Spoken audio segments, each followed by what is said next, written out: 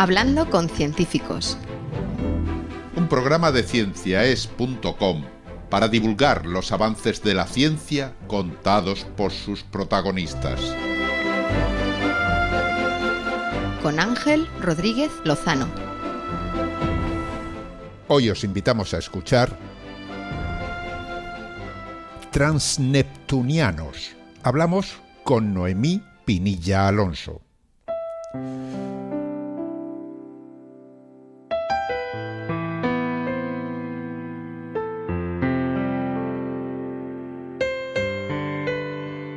Aquellos que, como yo, aprendimos cuáles eran los componentes del sistema solar en la escuela, por entonces se llamaba escuela, recordamos de memoria los 9 planetas. 9 eran en aquellos tiempos, y para de contar. A lo sumo nos enseñaban que entre Marte y Júpiter había pedruscos sueltos que llamaban asteroides y que de vez en cuando nos visitaba un cometa. Ahora todo ha cambiado. Los planetas son 8. Plutón ha descendido a una nueva categoría y el sistema solar se ha visto incrementado por una enorme cantidad de cuerpos con nombres extraños como Eris, Sedna, Haumea, Quaoar, Makemake. Y estos son solamente algunos de los más grandes. Los más pequeños se cuentan por cientos y siguen aumentando en número cada día gracias a las nuevas observaciones con poderosos telescopios. Comprender cómo ha cambiado nuestra visión del sistema solar es todo un reto al que se enfrentan investigadores como Noemí Pinilla Alonso, nuestra invitada hoy en Hablando con Científicos.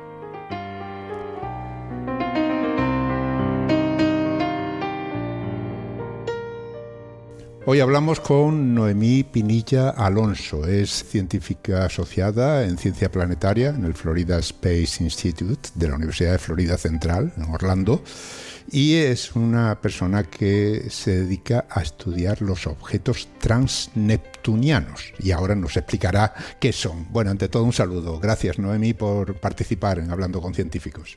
Un saludo, Ángel. Muchísimas gracias por invitarme. Pues vamos a entrar directamente en materia, porque ¿para qué vamos a perder el tiempo? ¿Qué es un objeto transneptuniano? Pues como el propio nombre dice, es un objeto es de nuestro sistema solar, pero es un objeto que está más allá de Neptuno. Entonces estamos hablando en este caso de cuerpos pequeños que tienen entre varios kilómetros y unos 2.000 kilómetros y que están orbitando alrededor del Sol, como todos los objetos en nuestro sistema solar, excepto las lunas, y esos se encuentran en la zona más fría de nuestro sistema solar. Entonces seguro que si os hablo, hay uno que todos vais a conocer muy bien en cuanto os diga el nombre, que es el sistema Plutón-Caronte. Es, digamos, el objeto transneptuniano más conocido, uno de los más grandes, si no el más grande, junto con los otros planetas enanos, que son Eris, Makemake y Haumea. Ajá. O sea, bueno, ahí realmente se puede decir que hay muchísimos de estos cuerpos por ahí en esa zona, ¿no? Sí, hay muchos, teóricamente sabemos que tiene que haber billones de ellos. Lo que pasa es que detectados no hay tantos, si comparamos, por ejemplo, con asteroides, por el hecho de que, aparte de Plutón, el primero que se descubrió fue en 1992, me parece que fue. Se especulaba ya que existía un cinturón de objetos más allá de Neptuno y que sería similar al cinturón de asteroides, pero por el hecho de estar tan lejos, con una composición diferente, y que Plutón formaba parte de él. Pero no se había podido detectar. Son objetos que están muy fríos, están muy lejos comparado con los asteroides. Los asteroides están entre Marte y Júpiter, que Júpiter está a 5 unidades astronómicas, 5 veces la distancia entre el Sol y la Tierra. Pero los objetos transneptunianos, o Plutón, están a 40 unidades astronómicas, 4 veces la distancia entre el Sol y la Tierra. Entonces, claro, aunque sean muy reflectivos, aunque reflejen mucho de la luz del Sol, al estar tan lejos llega muy atenuado y es difícil detectar. Entonces, hasta este momento se han detectado ya unos entre 3.000 y 4.000 objetos, aunque ya te digo, se supone que existen billones de ellos. Pero de todas formas, hablabas de que algunos tienen, bueno, quitando ya a Plutón, que ya sabemos que en ese sentido es bastante grande, incluso durante mucho tiempo fue un planeta, ahora ya no es un planeta, es otra cosa, porque yo no acabo de hacerme la idea de eso de que es un planeta enano, ¿no? Pero bueno, evidentemente es un cuerpo muy grande, ¿no? Y tengo entendido que hay algunos por ahí casi tan grandes o incluso más que Plutón.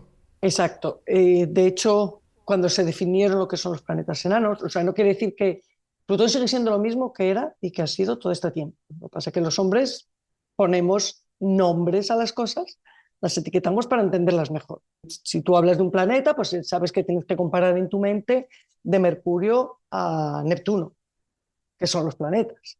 Y cuando te hablan de exoplanetas, pues tú piensas inmediatamente en tus planetas. De ahí que cuando están hablando de exoplanetas hablan de mini Neptunos, super tierras, hot Júpiters, porque nuestra cabeza lo está comparando con esos. Es la forma que tenemos de entender la naturaleza.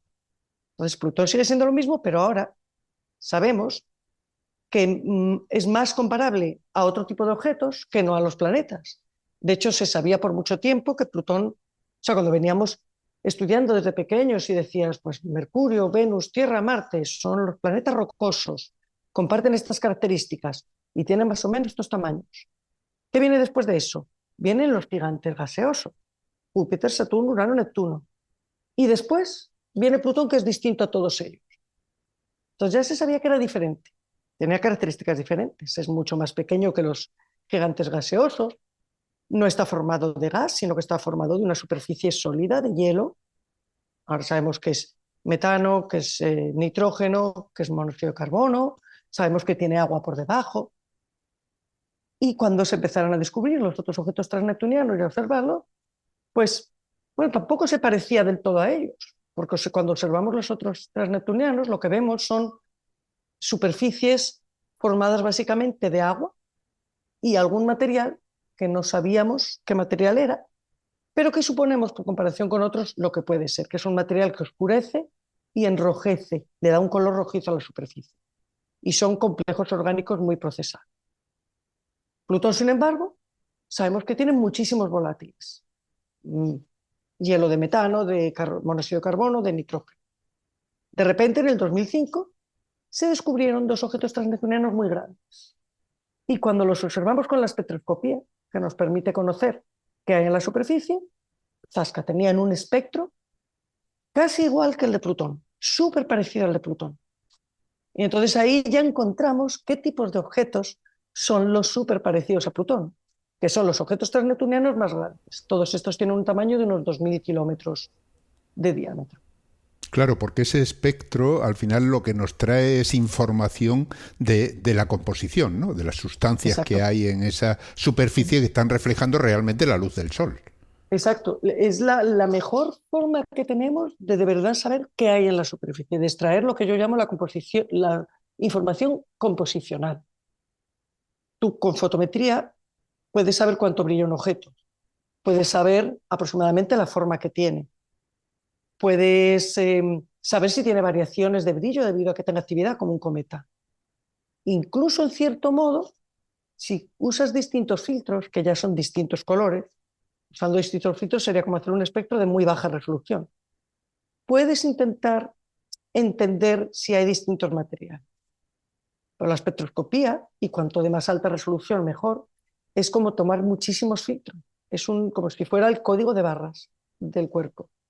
Y te da la huella digital de la superficie de ese cuerpo en concreto, que generalmente es diferente a la de muchos otros cuerpos. Nosotros tenemos imágenes, gracias a la New Horizons, unas imágenes estupendas de Plutón y de Caronte y de alguno más de los objetos transneptunianos. Sí, se observó todo el sistema de Plutón, que es un sistema binario donde tienes a Plutón y Caronte, y para los dos se pudo obtener mucha información de la superficie, que confirma cosas que ya sabíamos y que amplía muchas otras. Pero aparte de la espectroscopía, lo que sí que pudo hacer muy bien también New Horizons y ha sido de mucho valor es la parte de imagen, que no son solo imágenes bonitas, sino que muestran cómo de activa es esa superficie, te muestra un montón de formaciones geofísicas muy diferentes, desde cráteres de muy distintos tamaños a este glaciar enorme que se ve en la planicie de Sputnik, y dentro de ese glaciar tú ves como células hexagonales que muestran como que por debajo ha habido en algún momento líquido y entonces se ha ido rompiendo, que es como cuando tú ves o sea, la zona cuando te aproximas al Polo Norte. Yo no he ido, pero lo ves en documentales, ¿no? Que ves esas láminas de hielo que se van como rompiendo, pero permanecen juntas. Se ven pits, así como zonas donde hay como huequitos más pequeños, que yo lo comparo como cuando tú metes a veces un helado o un hielo en el congelador y empiezan a aparecer esos poros. Hay muchas formaciones y mucha física diferente en la parte helada, incluso en la parte que no es helada, que es todo el cinturón este más oscuro, la zona de Cthulhu me parece que es muy oscuro y son esos materiales que yo te decía antes, refractarios, que oscurecen y dan color a la superficie, que los vemos también en otros TNOs. Plutón, la verdad es que dio no solo unas imágenes espectaculares, sino que creo que se sigue estudiando todavía lo que mandó la New Horizons, ¿no? Sí, sí, se sigue estudiando tanto eso como la atmósfera. Y próximamente vamos a tener sorpresas porque ya estamos recibiendo los datos del James Webb de Plutón, del sistema de Plutón. Hay 2 programas en el primer ciclo que han planteado estudios de Plutón.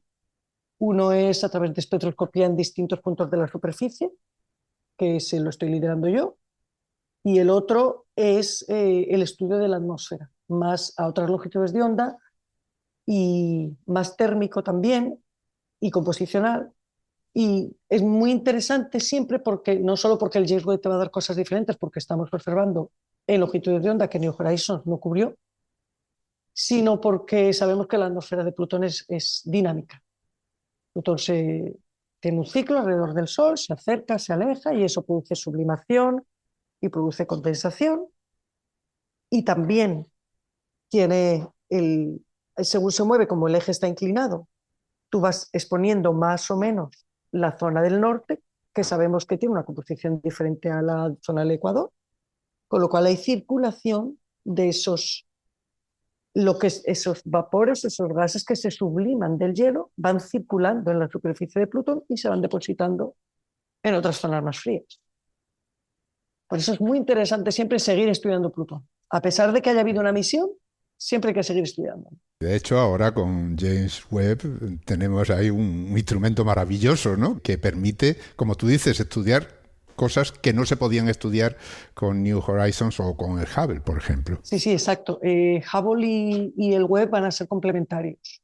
Hubble lleva décadas de éxito y sigue siendo útil, sigue siendo muy competitivo sus llamados oficiales para conseguir tiempo, pero claro, observa el visible.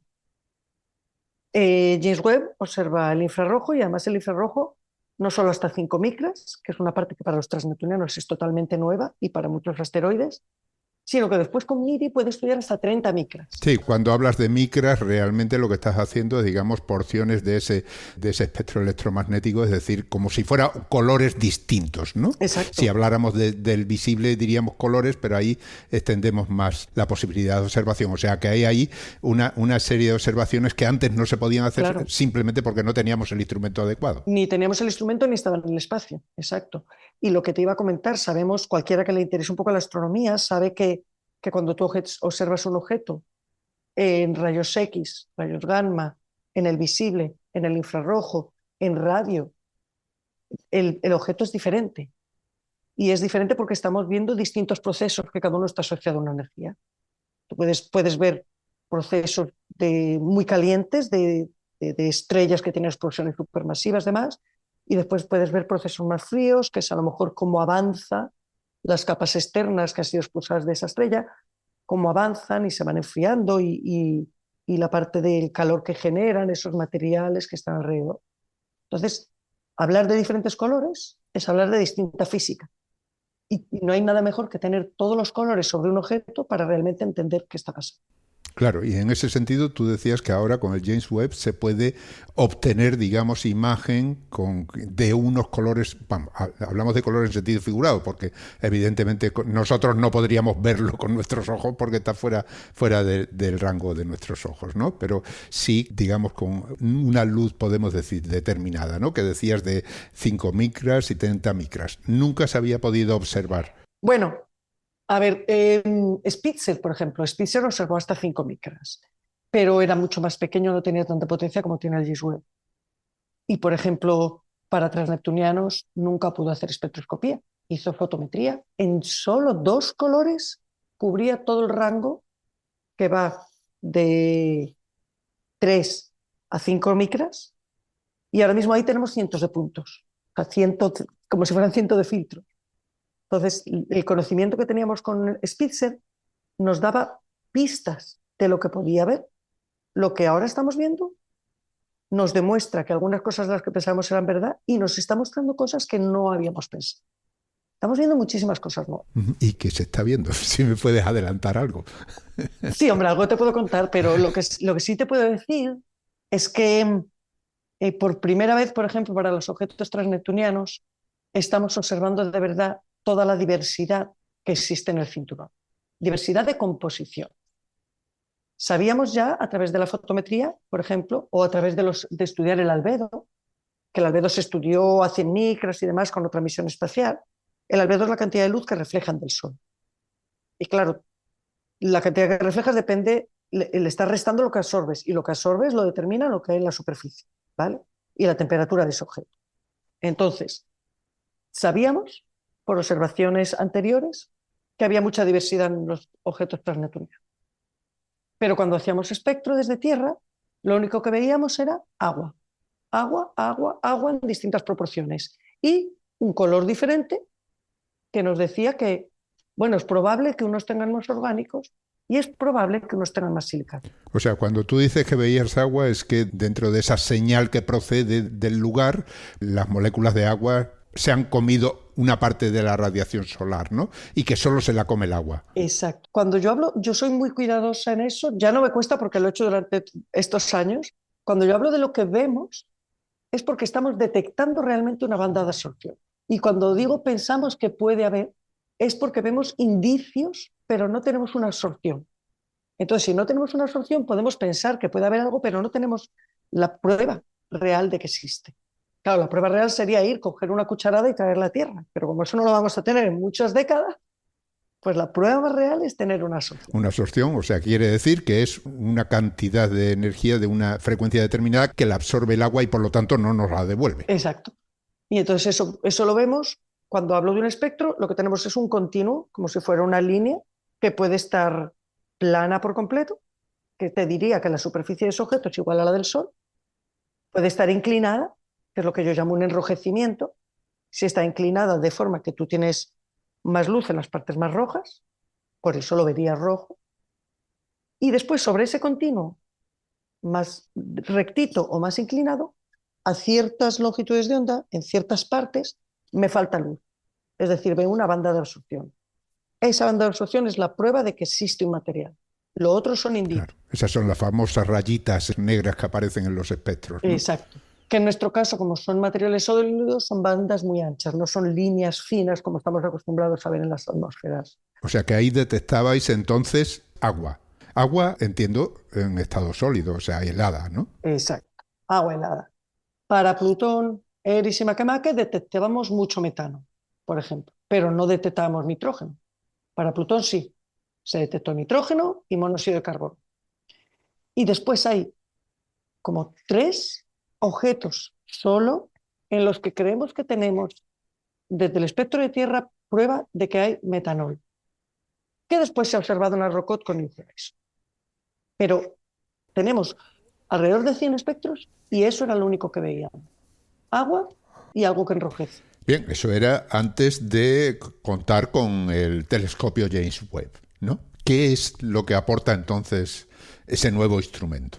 Lo que pasa con James Webb es que hasta ahora estábamos cortando el espectro entre 0.5 y 2 micras, que es una parte visible y infrarrojo cercano. Ahora con el James Webb, para los TNOs vamos hasta las 5 micras. Estas 3 micras que estamos añadiendo son realmente las más interesantes para los hielos, porque ahí tienes pruebas, es decir, bandas de absorción de materiales tan interesantes como el metano, el nitrógeno, el etano, los compuestos orgánicos, estos enrojecedores que te digo, absorben muchísimo a 3 micras. Tienes metanol y tienes un montón de materiales que se forman a través de la química que se produce cuando tú tienes todos estos puntos. O sea que hay toda una química del carbono realmente ahí, ¿no? Exacto. Y no solo. Puede ser química del carbono, puede ser química del nitrógeno o puede ser química del azufre. Y de esto no tenemos pruebas hasta ahora, hasta JACE-Webb. Entonces, lo que yo creo que estamos empezando a ver ya con el JACE-Webb son pruebas de que hay al menos 2 tipos de objetos diferentes, con bastante variación entre ellos, pero dominados cada uno por 2 químicas diferentes. Una sería la que conocemos como química del carbono y la otra sabemos que hay agua y sabemos que hay silicatos y tenemos que investigar qué química es la que lo domina, pero no va a ser la del carbono. O sea, quiere decir que el elemento fundamental no va a ser el carbono. Pero dices que hay silicato, ¿puede ser el silicio o qué? El silicio, pero el silicio no es un material que reaccione con los hielos. O que no es muy reactivo con los hielos. Los silicatos, se ven pruebas de silicatos de reaccionar con agua en asteroides del cinturón principal, pero eso son lo que llamamos los silicatos alterados, los silicatos acuosos, que son objetos que tenían silicatos y hielo de agua cuando se formaron, pero se formaron más cerca del Sol. Entonces el agua se licuó y reaccionó o se mezcló con los silicatos. Entonces se forman los filosilicatos. Y eso se ve en asteroides. También a 3 micras, que es otra rama muy interesante que se está desarrollando ahora mucho con el JACE-Webb. Claro, cuando hablas de asteroides hablamos de los que se encuentran entre Marte y Júpiter fundamentalmente. Exacto, sí. Incluido hasta los troyanos, pues podemos llamarlos también asteroides. Otra pregunta muy importante para el JACE-Webb es conocer bien la composición de los troyanos para intentar precisar dónde se formaron. Es decir, si son más asteroides lejanos o si son más transneptunianos implantados o atrapados en zonas cercanas. Cuéntanos qué es un troyano para que no se nos pierda nadie. Los troyanos son los objetos que va a visitar ahora la misión de Lucy. No sé si has oído hablar de ella. Cuéntanoslo también. Vale, sí, yo te lo cuento, pero era por saber si habías oído hablar. Sí, había oído hablar. La misión de Lucy que se lanzó, me parece que fue octubre del 2021, ¿no? Desde aquí, desde Cabo Cañaveral, y va a visitar, ya he perdido la cuenta porque eran 5 objetos troyanos, pero se han estudiado en detalle ahora y se han descubierto que muchos de ellos tienen satélites, son múltiples, ¿vale? Y aparte va a visitar 2 asteroides, uno de ellos ahora a final de este año. ¿Y qué son estos troyanos? Pues son objetos pequeños también y que orbitan alrededor del Sol, pero junto con Júpiter. Están distribuidos en 2 nubes en los puntos de Lagrange de Júpiter, en el punto que precede a Júpiter y en el punto que va posterior a Júpiter. Entonces son 2 nubes y ahí está la duda todavía de si son más bien, se formaron en la misma zona que se formaron los transneptunianos y fueron atrapados por Júpiter, o si son asteroides que fueron atrapados por Júpiter. Claro.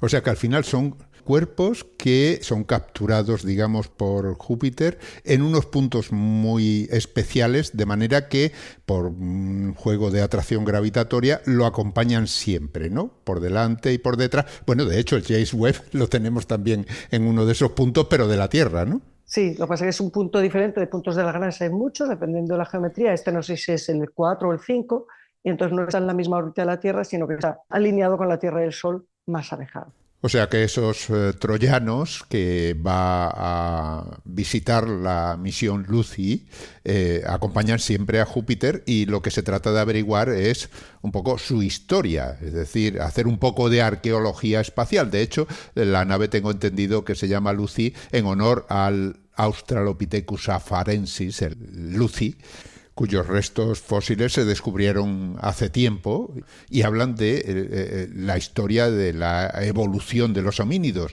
Y cuando se le puso el nombre es porque los troyanos, de alguna manera, hablan de la historia de la evolución de los planetas, ¿no? O sea, es una especie de paleontología o arqueología espacial. Exacto.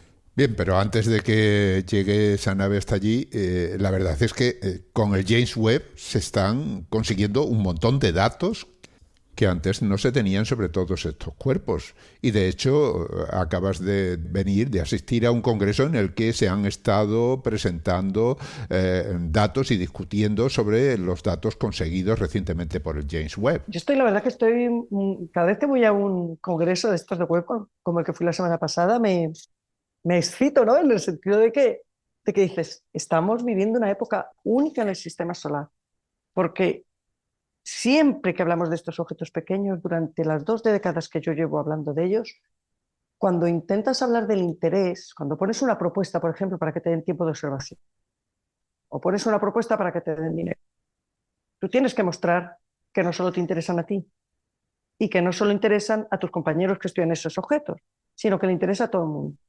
Y siempre hablamos de, pues, estudiar estos cuerpos tan primitivos nos ayuda a estudiar el origen y la evolución del sistema solar. Pumba. Ya es un tic ahí, ya tienes implicado a toda la comunidad solar. Pero no solo eso. También nos hablan de cómo se originó nuestro sistema solar, lo cual nos sirve para entender otros sistemas exoplanetarios y nos sirve para estudiar los discos de residuos donde se están formando otros sistemas. Y entonces, otro tic. Has implicado ahí a los astrofísicos que estudian disco, el medio interestelar, porque quieres saber el material que había en el medio interestelar y se agregó en el disco, y a los de exoplanetas, pues ya lo has hecho. Muy bien. Pero ¿cómo damos ese salto entre esto que estamos haciendo es muy interesante, que es verdad, y lo que ellos hacen nos interesa a nosotros? El salto a qué parámetro en concreto y qué resultado concreto de ellos es aplicable a mi ciencia ha estado ahí, pero como muy difuso hasta ahora. Ahora, con el web, estamos empezando a ver que de verdad estamos llegando a un punto en el que las cosas que ya estamos descubriendo, ya podemos hacer inventario de materiales, tanto en discos como en exoplanetas, como en nuestro propio sistema solar, en cometas, en asteroides, en transneptunianos, en asteroides activados, que son los Main Belt Comets, como hace poco que se ha publicado que el web ha descubierto agua en un Main Belt Comet. Entonces ya estamos viendo que empiezan de verdad a converger los distintos campos. Y a partir de ahora, cuando pongamos este párrafo, ya tiene que ser como más preciso, porque ya de verdad vamos a poder decir cómo nos ayuda cada cosa. Claro, estás involucrando a toda la comunidad científica, ¿no? Vamos a tomarnos un pequeño descanso y seguimos hablando de este tema enseguida.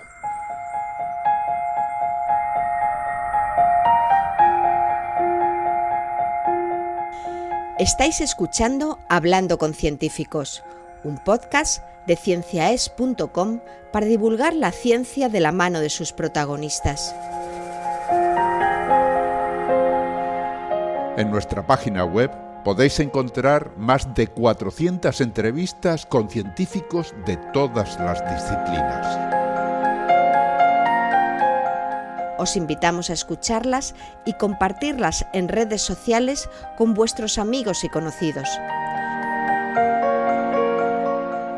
Cienciaes.com ofrece un conjunto de podcasts de acceso libre y gratuito a través de iTunes, Spotify, Google Podcasts, iVoox, TuneIn y muchas más plataformas. Y Radio Cienciaes. Todo en cienciaes.com.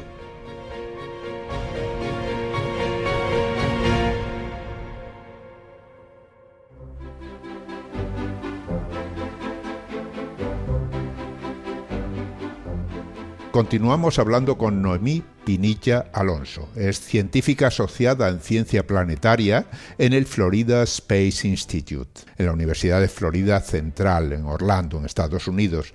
Y hablamos con ella de objetos transneptunianos.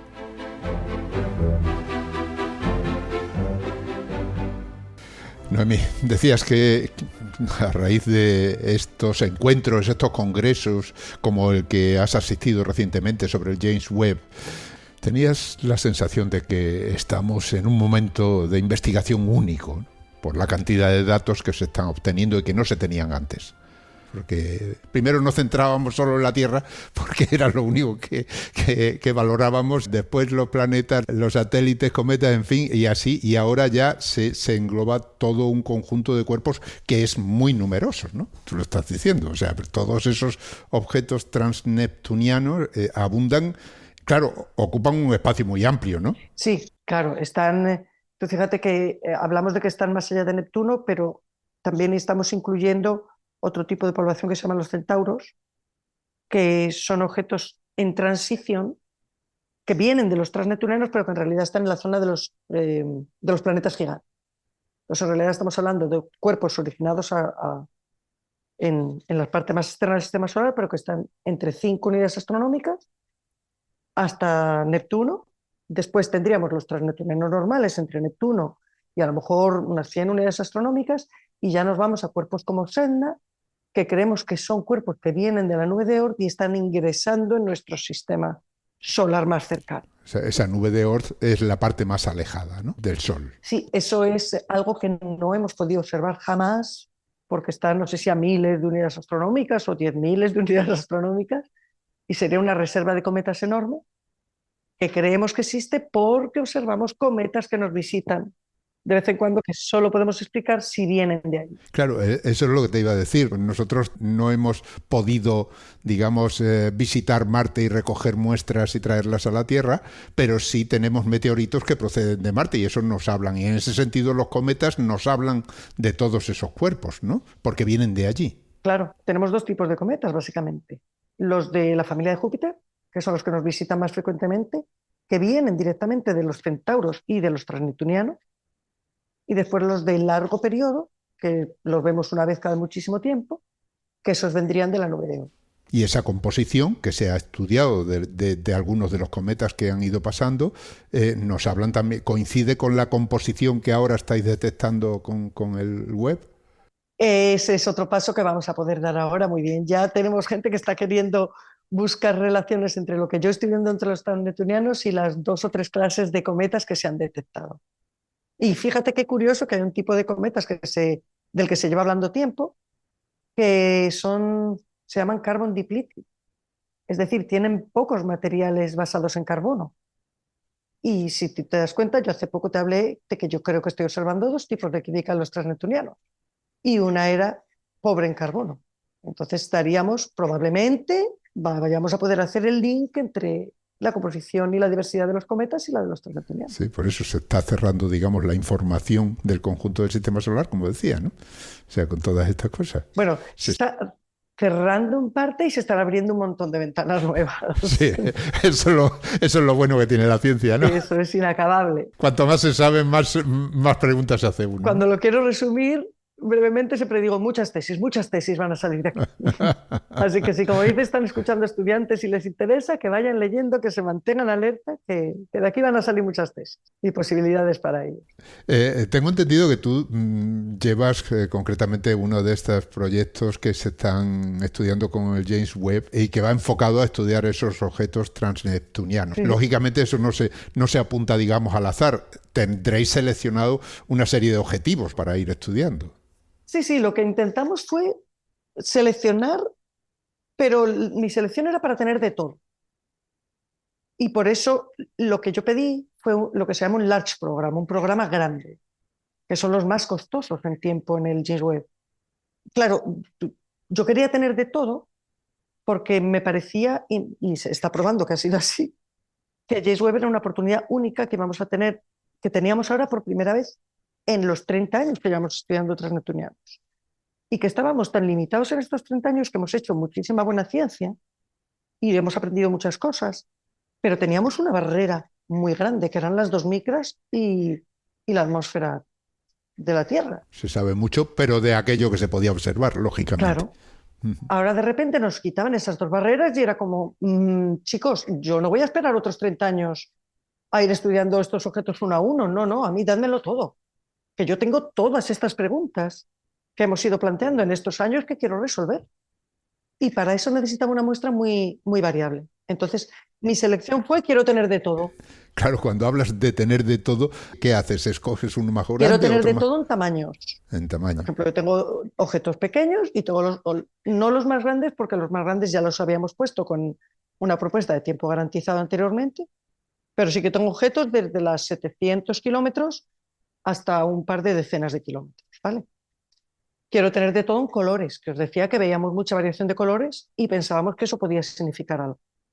Entonces tengo de todo en colores, desde los objetos más rojos del sistema solar hasta objetos completamente neutros, que es lo más parecido al Sol, ¿vale? Y ahí cumplo todos los rangos. Quiero tener de todo en cuestión de dinámica. Os hablaba de los centauros, que tienen una dinámica diferente y una historia dinámica diferente porque están en la zona de los planetas gigantes. Pero también en los transneptunianos tenemos distintos grupos. Hay unos más clásicos que están muy cerquita del disco del sistema solar.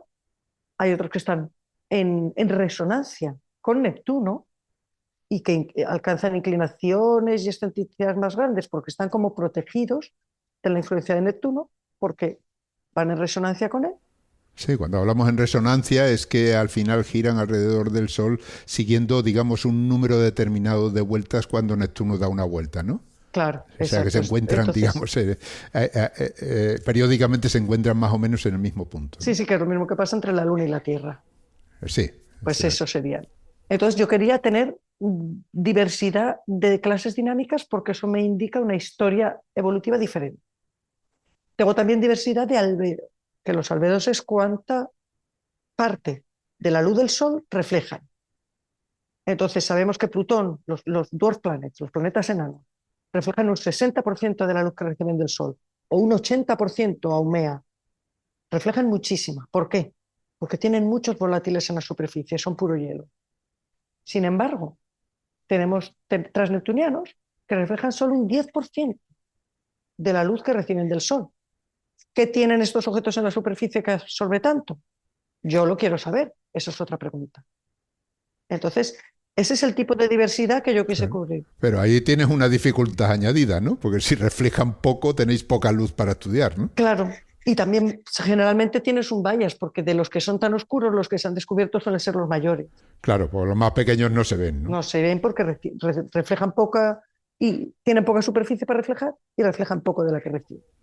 Uh-huh. Entonces, la gran potencia que tiene un programa grande como es Disco, que es este programa mío, es que precisamente por querer ser tan ambiciosa, querer resolverlo todo, querer saberlo todo en un año. Ya, yo quiero que me lo deis todo este año para poder resolver todas estas preguntas. Pero ese es el gran poder que te digo de por qué estoy viendo que esto va a durar, estudiar estos datos, va a ser años.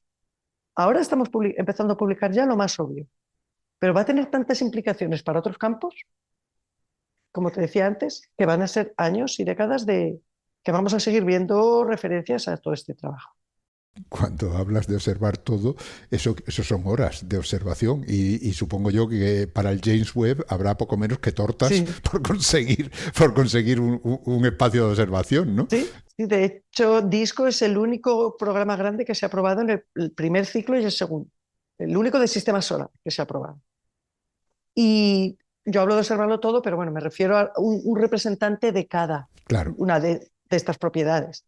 Va a haber muchos más programas que observen objetos transneptunianos, espero y confío, ya más detallados, donde ya vas a por una parte concreta, una hipótesis concreta, y entonces necesitas menos objetos. Claro, pero en ese caso, ¿qué haces? ¿Le das una lista de objetos y le dices, bueno, pues tal objeto, Sí. tal objeto? ¿Cuánto tiempo necesitas estar mirándolo para sacar toda la información posible? Eso fue mucho tiempo de preparación de la propuesta, porque cuando tú mandas una propuesta con el web, no solo le dices qué ciencia quieres hacer, sino que tienes que coger y utilizar una app que ellos ofrecen en el que tú ya pones todos y cada uno de los objetos que quieres observar y ellos te van a decir si van a estar visibles, cuándo van a estar visibles, cuánto tiempo, tú le dices qué tipo de observación quieres, es decir, quiero que me hagáis 20 espectros de 90 segundos de este objeto, porque si los haces de más tiempo, pues ya tienes muchos rayos cósmicos, satura, todo el rollo.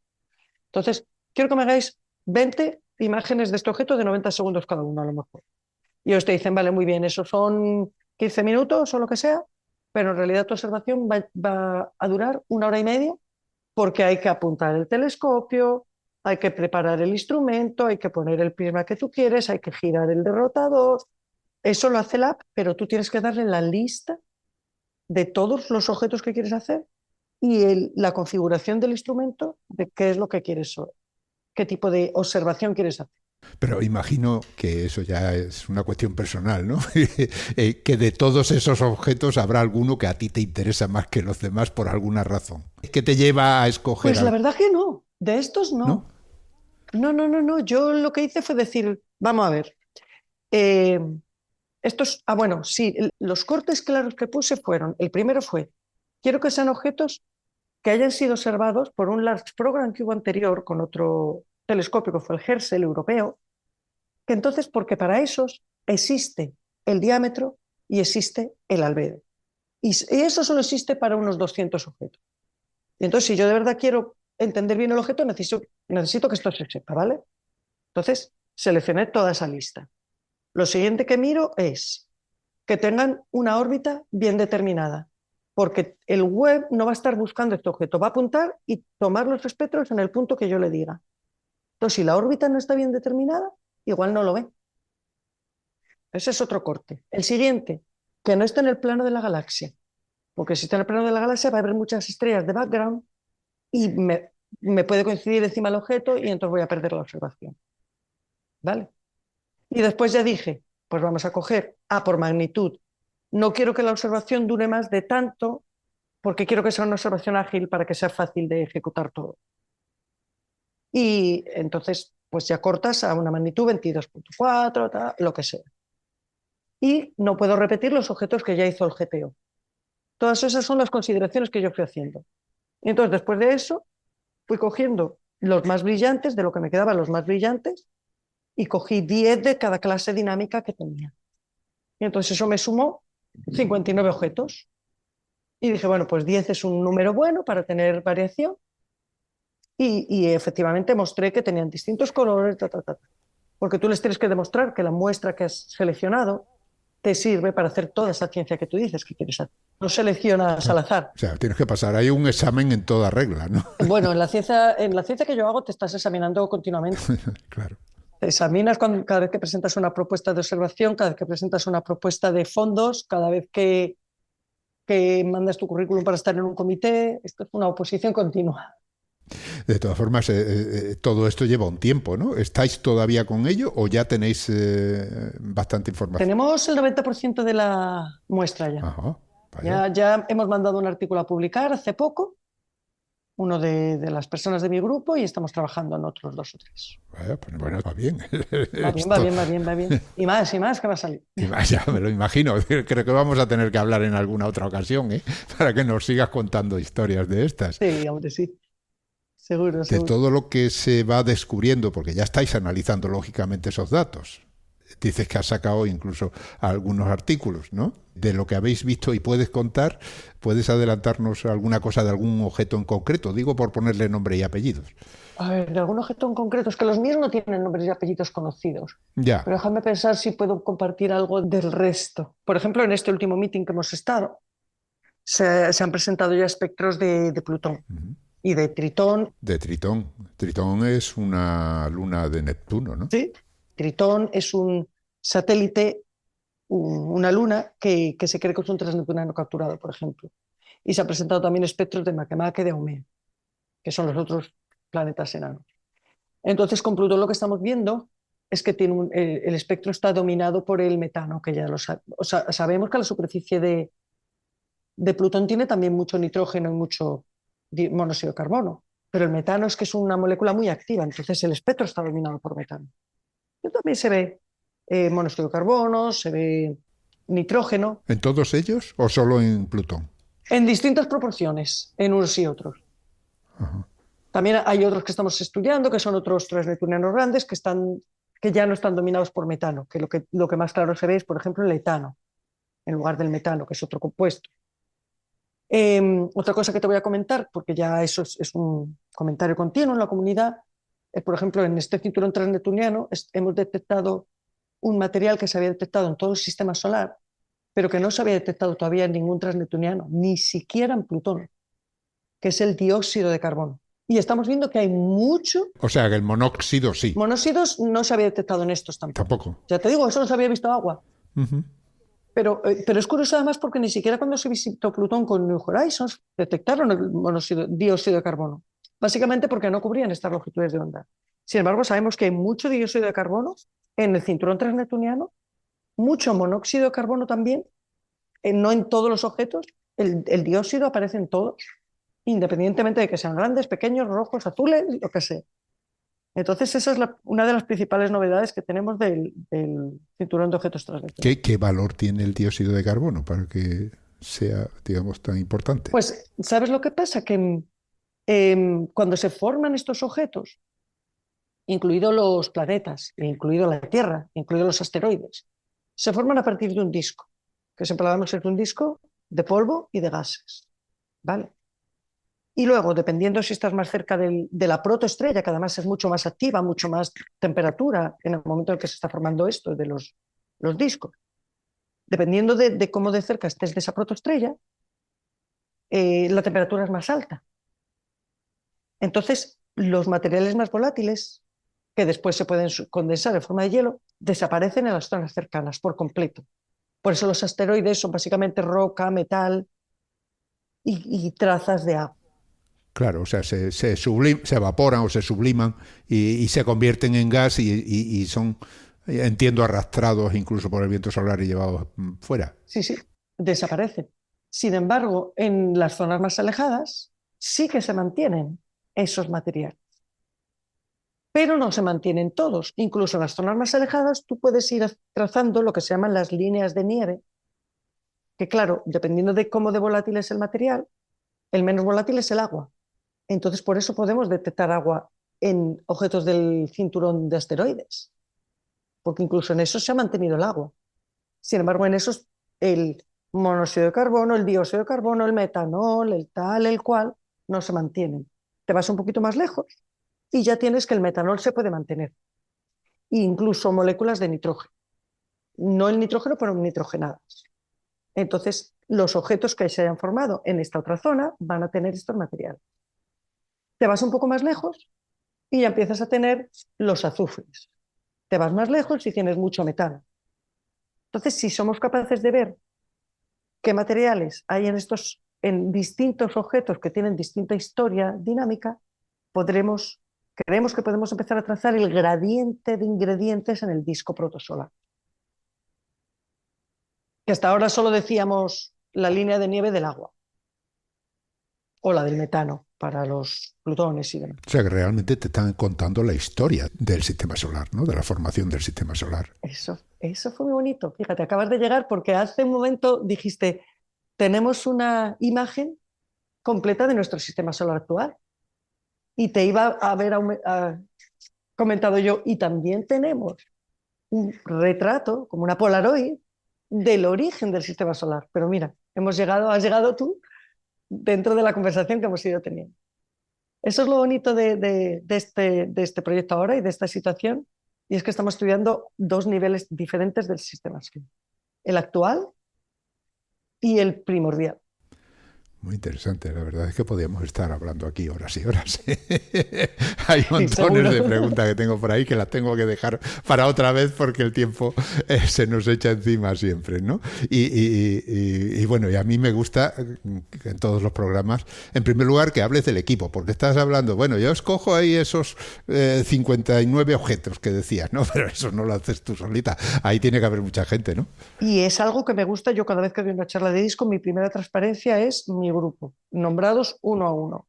Mi grupo no, el grupo de disco, que es como se llama mi Large Program, ¿no? Sí, disco, así como se escribe, ¿es disco? Sí, es un acrónimo que viene de Discovering the Surface Composition. Y después ya añado of TNOs o de cualquier otra cosa que quiera estudiar, descubriendo la composición superficial. Y yo siempre lo digo, me parece, un large program es imposible que haga una persona sola. Es más, no damos abasto ni siquiera con el equipo que tenemos. Y ya, como nuestros datos son públicos, hay más gente que está empezando a usarlos ya y demás. Entonces, primero, este grupo, nosotros empezamos a hablar ya de todo esto en el 2017, porque en el 2018 fue el primer deadline para mandar una propuesta. que después se canceló, pero ya estaba ahí. Es más, yo empecé a trabajar con el web ITNOS en el 2015, cuando me vine a Florida, preparando propuestas para otro call diferente, otro llamado diferente, que era el de tiempo garantizado. Pero ahí era menos horas y entonces seleccionamos los objetos más grandes. ¿Vale? Ese es el que observa Plutón, Eris, Makemake, todos esos. Y a partir de ahí yo ya tenía el run en la cabeza. Entonces, pues lo vas madurando poco a poco. Y cuando llega el momento, ya me puse en contacto, seleccioné, igual que a los tres neptunianos, seleccioné lo que yo creía que era el mejor grupo para trabajar en esto. Y estamos trabajando desde entonces para poner una buena propuesta y ahora para analizar los datos y para todo lo que venga. ¿Y cuántos sois? ¿Es muy grande el grupo? Pues unos 13. Ha ido creciendo un poco, pero somos unos 13. De todas formas, el núcleo duro está formado por el grupo que trabaja conmigo aquí en el Florida Space Institute, que son Ana Carolina de Sousa Feliciano, que es una postdoc que llegó en diciembre del año 2021, precisamente para trabajar con disco, aunque ya cuando era doctoranda había venido a trabajar conmigo, ya viene de Brasil. Está Mario de Prat, que es el autor de este primer paper que hemos enviado, que él hizo también la tesis con datos míos, nos conocimos en el Instituto de Astrofísica en Canarias, que también es de Brasil, y después estuvo de postdoc aquí unos años conmigo y ahora es investigador del Florida Space Institute. Está Charles Sambo, que es también otro investigador. Estos son todo, el núcleo duro son todo lo que yo llamo, lo que se llaman early career, gente joven, porque me parece una herramienta tan potente de futuro el web que los que más lo van a disfrutar son ellos y a mí me pareció muy importante que tuvieran este primer contacto con disco, tanto para aprender a poner buenas propuestas cuando eran postdocs o doctorandos conmigo, como para explotar los datos y poner mejores propuestas en el futuro. Y también una estudiante de doctorado que está trabajando conmigo ahora aquí en UCF, que es Brittany Harrison. Así que esos 4 junto conmigo seríamos el núcleo duro. Y después tengo colaboradores a distintos niveles de carrera. Yo siempre digo que esto es un compendio de senior, boomers y millennials. Una buena sinergia entre ellos. Y los tengo repartidos por todo el mundo: Portugal, España, Alemania, Francia, Estados Unidos, Australia, no, Nueva Zelanda. Muy interesante. Bueno, háblame de ti, que tenemos ahí estudiantes que están deseando escuchar tu historia, aunque sea resumida, para ver si te pueden seguir de alguna manera. Uy, que no me sigan a mí, que hagan su propio camino. Pero sí, yo les cuento, pero que hagan su propio camino. Sí, sí. Pues enséñales cuál fue el camino que Sí, seguiste. el mío fue, a mí me interesaron las ciencias desde que estaba en el bachillerato, en aquel momento era el BUP, y entonces cuando tuve que elegir ciencias y letras me tiré por ciencias puras y después me tiré a estudiar física de carrera porque era la opción de hacer astronomía y astrofísica, que era ya lo que a mí me interesaba. Aunque en aquel momento yo pensaba que mi futuro iba a ser profesora de física o de química, que me gustaba mucho también, ¿por qué no? Entonces así fue como hice la carrera. Claro, cuando acabé tercero y empecé a hacer astronomía y astrofísica, me mudé a las Islas Canarias, que era lo que yo consideraba que era la mejor opción porque era lo que iba a ser más práctico, por el hecho de tener el Instituto de Astrofísica y el Observatorio del Roque y de Izaña a tiro de piedra, ¿no? Y entonces hice la especialidad en astrofísica allí y después de eso, pues la verdad que no tuve, es lo que te digo, no tuve un camino estándar, sino que me tuve que buscar la vida, básicamente porque los primeros años de carrera hice mucho el ganso, porque me hacía falta madurar. Había sido siempre muy buena estudiante, pero una estudiante a la que no le había costado esfuerzo estudiar. Entonces era muy despierta, me gustaba, entonces resolvía las cosas fácil, pero fácil es la palabra. Y cuando llegué a la carrera tuve que reaprender a estudiar y a planificarme y todo eso. Entonces no había muy pocas opciones cuando acabé yo, eran como 6 becas en toda España prácticamente, que eran las becas R del IAC, porque las otras opciones, que son las famosas FPI y FPU, que son otras opciones para hacer el doctorado, a investigadores o a proyectos, eran muy difíciles de conseguir. No había tanto dinero para hacer una carrera en astrofísica como hay ahora. Y claro, las consiguieron los 6 mejores currículos de toda España. Y yo me quedé fuera. Pero yo sabía que quería hacer algo más. Entonces El primer año me ofrecí voluntaria con un investigador del IAC a hacer lo que se llamaba en aquel momento una tesina, un trabajo de investigación. En aquel momento no teníamos, como tienen ahora, el trabajo fin de carrera y el trabajo de tal, o sea, no teníamos acceso a la investigación durante la carrera. Tenías prácticas de laboratorio, pero no ejecutar un proyecto de investigación. Y yo lo quise hacer y era una tesina. Entonces yo daba clases particulares para poder mantenerme en las Islas Canarias porque ya no tenía beca. Y mientras tanto empecé a hacer una tesina. Y a partir de ahí estuve unos años como buscándome un poco la vida para poder mantenerme en Canarias, poder ganar dinero y poder seguir haciendo ciencia gratis, que era la única opción que tenía en aquel momento por no tener una buena nota de carrera. Hasta que enganché con un proyecto que era de fondos FEDER, que era para hacer un trabajo de observación, pero no con telescopios, sino con instrumentación, para medir la calidad de los cielos del Observatorio del Roque, para ver cómo de buenos eran en el infrarrojo precisamente para el Gran Ticán. Y entonces ahí ya sí tuve un proyecto de 2 años en el que empecé a hacer eso. O sea, ya me pagaban por hacer ciencia. Ya empecé el camino ya de hacer ciencia como científica, ¿no? Aunque en aquel momento era una estudiante. Y a partir de ahí fue enganchando. Con ese trabajo hice el máster. Después me coloqué de operadora de telescopio en La Palma, entonces ya me mudé a La Palma.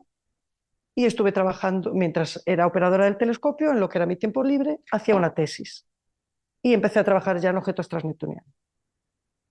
Estuve como 6 años en el telescopio italiano Galileo. Cuando acabé la tesis, antes de acabarla ya me presenté a un llamado que hay de postdocs de la NASA para seguir estudiando transneptunianos y me lo dieron. Entonces ya cuando acabé la tesis, cuando yo empecé a escribir la tesis de doctorado, ya sabía que tenía el postdoc en la NASA en San Francisco, en el NASA Ames. Vaya. Entonces ya... Eso significaba que te habías aplicado, ¿eh? Sí, y significaba que hacemos muy buena ciencia en España, porque que tuve un buen director de tesis y un buen codirector de tesis también, que era precisamente de Estados Unidos, y que hicimos muy buenos papers. La verdad que tuvimos mucha suerte, ojo y mucho trabajo durante la tesis. Y ya empecé pues una postdoc en NASA Ames, una postdoc en Tennessee. La postdoc en Ames fue de 2 años, después estuve en el Instituto de Astrofísica de Andalucía con una Juan de la Cierva, unos años.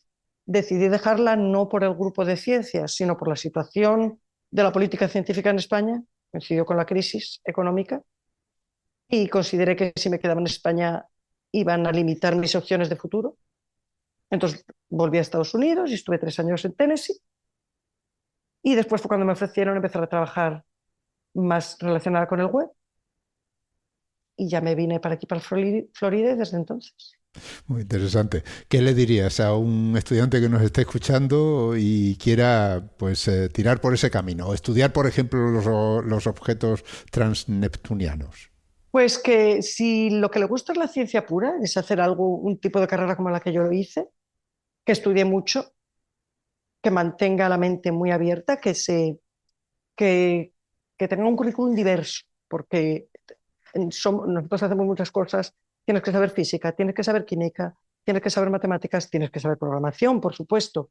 También algo de cacharreo, de óptica, de electrónica, para entender cómo es un instrumento, para entender las limitaciones de un instrumento. Puedes acabar metido en un proyecto como un gran telescopio que ayuda a desarrollar una misión.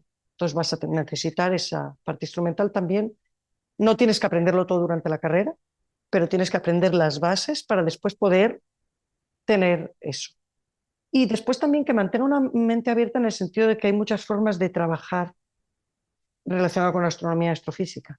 No solo los astrofísicos que hemos hecho un doctorado en una disciplina de astrofísica trabajamos en astrofísica. Hay muchos electrónicos, hay muchos ingenieros, hay muchos programadores, hay gente que hace comunicación de la ciencia, hay gente que enseña ciencia. Entonces, hay muchas formas de trabajar en ciencia que no tiene por qué ser específicamente esto. Y después le diría que se prepare porque es bastante competitivo. Si estás en España tiene muchos altibajos, ya te digo, no por la calidad de la ciencia, sino en general por la política científica. Y tienes que estar dispuesto a irte al extranjero porque, no solo porque a veces te ves forzado, sino porque es buenísimo. Yo en algún momento me he venido más que nada como forzado, entre comillas, por esa situación. Pero yo estoy muy a gusto y la primera experiencia fue totalmente voluntaria. Y cuando fui a hacer una estancia en Brasil también, porque se aprende otra forma de hacer ciencia y se aprende otra forma de trabajar en equipo o no en equipo. Y se aprende mucho cuando trabajas con otros grupos y en otras situaciones. Tienes que estar preparado para ser un nómada durante cierta cantidad de años. Sí, eso es un denominador común en todas las entrevistas. Sí, ¿verdad? Sí. Bueno, muchísimas gracias. Nos tenemos que despedir.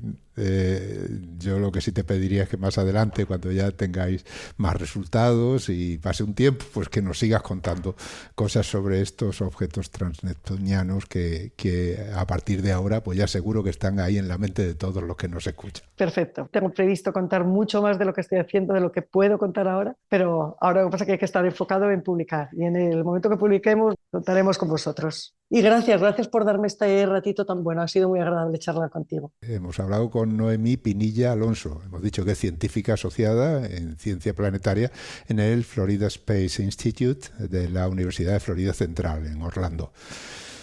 Lo dicho, Noemí, muchas gracias y hasta pronto. Volveremos a hablar contigo. Hasta luego, Ángel. Gracias a ti.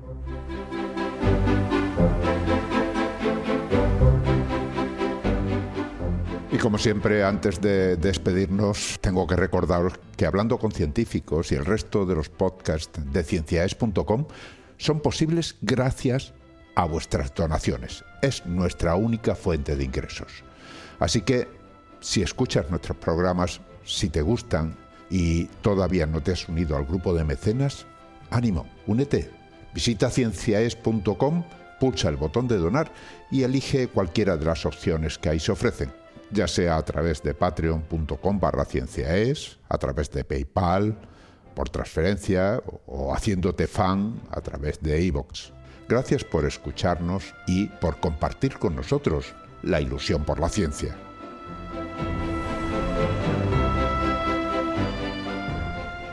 Han escuchado ustedes Hablando con Científicos, con Ángel Rodríguez Lozano. Cienciaes.com. Ciencia para escuchar.